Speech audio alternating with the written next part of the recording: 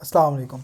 जी, अभी हमने अपनी लास्ट वीडियो में जो है वो डिस्कस की थी सॉफ्टवेयर इंजीनियरिंग, जिसके अंदर हमने सॉफ्टवेयर रिवर्स इंजीनियरिंग देखी, चेंज देखा, फॉरवर्ड इंजीनियरिंग देखी, टूल्स देखे रिवर्स इंजीनियरिंग के। अभी हमारे पास है इम्पैक्ट एनालिसिस, इसको हम इस वीडियो में डिस्कस करेंगे। इससे पहले आपसे गुजारिश है कि काइंडली चैनल को सब्सक्राइब कर दें, इससे आपको जो है वो कोई नुकसान नहीं होगा, बस एक सब्सक्राइबर जो है वो आपका बढ़ जाएगा, सब्सक्रिप्शन आपकी एक बढ़ जाएगी, लेकिन इससे हमें जो है वो बहुत ज़्यादा हेल्प होती है। तो काइंडली चैनल को सब्सक्राइब कर दीजिए, थैंक यू। आई इम्पैक्ट एनालिसिस में वो कह रहा है कि identifying portions of the software that can potentially be affected if a propose change to the system is affected. वो कह रहे हैं कि अगर आपके मतलब एक प्रपोज चेंज है, एक चेंज जो है वो आपने सिस्टम के अंदर करना है, तो उसके लिए आप चेक करोगे कि सॉफ्टवेयर के कौन कौन से पोर्शंस हैं, किस किस जगह पे आपको जो है उसका इफ़ेक्ट नज़र आएगा उस चेंज का। तो उसके अंदर जो है वो कह रहा है कि वो ये है इम्पैक्ट एनालिसिस के मतलब उसका क्या इम्पैक्ट पड़ेगा जो आपका चेंज है। तो उसके अंदर हमारे पास दो कैटेगरीज हैं, एक है ट्रेसिबिलिटी एनालिसिस और दूसरी है डिपेंडेंसी एनालिसिस। अब ट्रेसिबिलिटी एनालिसिस के अंदर वो कह रहा है द हाई लेवल आर्टिफैक्ट्स। अब हाई लेवल आर्टिफैक्ट्स मैं आपको पहले भी बता चुका हूँ, जो कि क्या होते हैं हमारे पास, such as requirements, design, code and test cases related to the feature to be changed are identified. के रिक्वायरमेंट जो है, डिज़ाइन है, कोड है और टेस्ट केसेस जो हैं जो कि आपने फ़ीचर चेंज करने हैं, उनकी जो हैं requirement, design, code, test cases, ये आप जो है वो आइडेंटिफाई करोगे कि क्या क्या है। ठीक है। उसके बाद है ये है ट्रेसिबिलिटी एनालिसिस। उसके बाद है हमारे पास डिपेंडेंसी एनालिसिस। डिपेंडेंसी एनालिसिस के अंदर आप देखते हो कि the assess the effects of a change on the semantic dependencies between program entities। कि प्रोग्राम की जो आपके पास एंटिटीज़ हैं उसके अंदर जो डिपेंडेंसी है, ठीक है, आप जब चेंज करोगे तो चेंज करने के बाद जो प्रोग्राम की एंटिटीज़ हैं उनकी डिपेंडेंसीज़ को जो है उसको भी आपने देखना है कि उस पर जो है वो क्या इफ़ेक्ट आ रहा है। अभी इसकी मैं मिसाल देता हूँ आपको कि अभी जो है हमारे पास कोई मशीन लर्निंग जो है उसकी कोई मॉडल है, ठीक है। तो उसके अंदर जब आप कोई चेंज करते हो तो उसका जो है आपके पास मतलब क्या इफ़ेक्ट जो है वो आ रहा है, उसकी जो इंटरनल जो बिहेवियर है उसके अंदर क्या क्या चेंजेस आ रहे हैं और कहाँ कहाँ पे चेंजेस आ रहे हैं, इन चीज़ों को जो आपने देखना है। जो आपकी प्रोग्राम की एंटिटीज़ होती हैं ना, उसके अंदर जो है वो डिपेंडेंसीज होती हैं, और अगर आप कहीं एक जगह पे कोई चेंज करते हो तो वो हर जगह पे जो चेंज है वो आगे से आगे जो है वो हो रहा होता है। तो इस चीज़ को जो है वो आपने देखना है।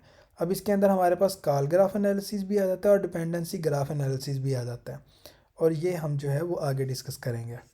उसके बाद हमारे पास आ जाता है रिपल इफ़ेक्ट। अब रिपल इफ़ेक्ट हमारे पास क्या है?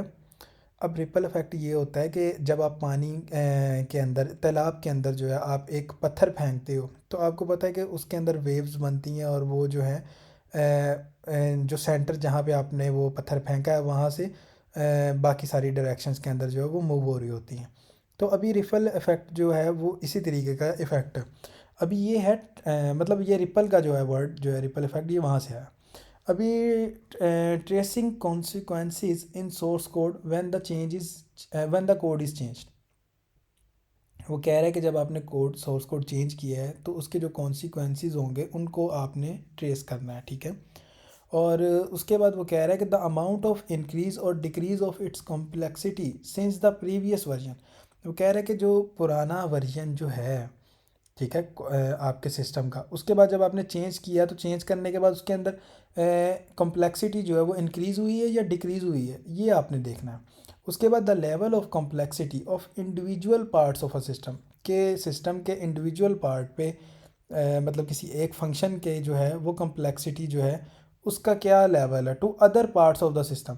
मतलब एक फंक्शन है, उसके अंदर मैंने चेंज किया, मेरे सिस्टम के अंदर कह लो दो फंक्शंस हैं, एक के अंदर मैंने चेंज किया, चेंज करने के बाद मैं देखूंगा कि उसकी कॉम्प्लेक्सिटी जो है वो कितनी इंक्रीज़ हुई है, और उसकी कॉम्प्लेक्सिटी और जो दूसरा फंक्शन है जिसको मैंने चेंज नहीं किया उनके दरमियान जो है वो कितना डिफरेंस है, क्या रिलेशन है, कितना डिफरेंस है, उसको भी मैं कंपेयर करूँगा और मैं चेक करूँगा। ठीक है, कि मतलब मेरा दरअसल जब भी हम चेंज करते हैं ना सॉफ्टवेयर के अंदर, मेंटेनेंस करते वक्त या एवोल्यूशन के वक्त, तो उसके अंदर जो है वो बाज़ का सॉफ्टवेयर की कॉम्प्लेक्सिटी इंक्रीज़ हो जाती है। तो हमने इस चीज़ का ख्याल रखना है कि कम से कम जो है वो कम्प्लेक्सिटी जो है वो सॉफ्टवेयर की हो चेंज के बाद। तो इस वजह से जो है हम ये दोनों चीज़ें देखेंगे। और इसी हवाले से तीसरा हमारा और लास्ट पॉइंट है, the effect that a new model has on the complexity of a system as a whole when it is added.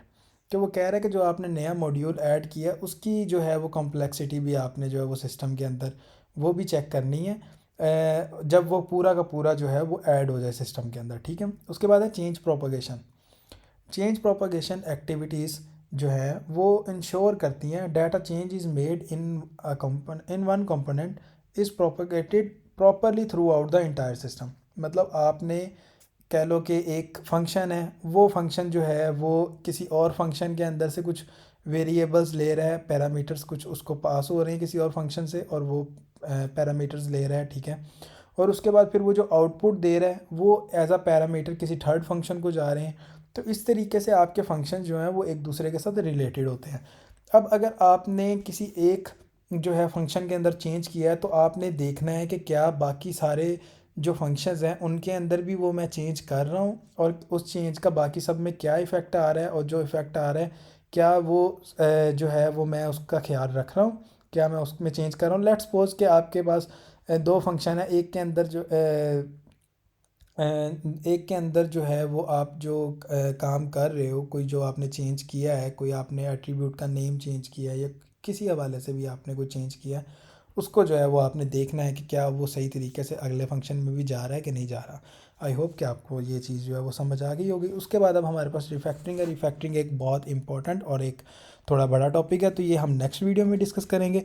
I hope कि आपको ये वीडियो पसंद आई होगी। अगर वीडियो पसंद आई है तो इसको लाइक करें, अपने फ्रेंड्स के साथ शेयर करें जो कि सॉफ्टवेयर डेवलपमेंट या सॉफ्टवेयर इंजीनियरिंग जो है कर रहे हैं। और थैंक यू सो मच, और हमारे चैनल को सब्सक्राइब करें। टेक केयर, अल्लाह हाफिज़।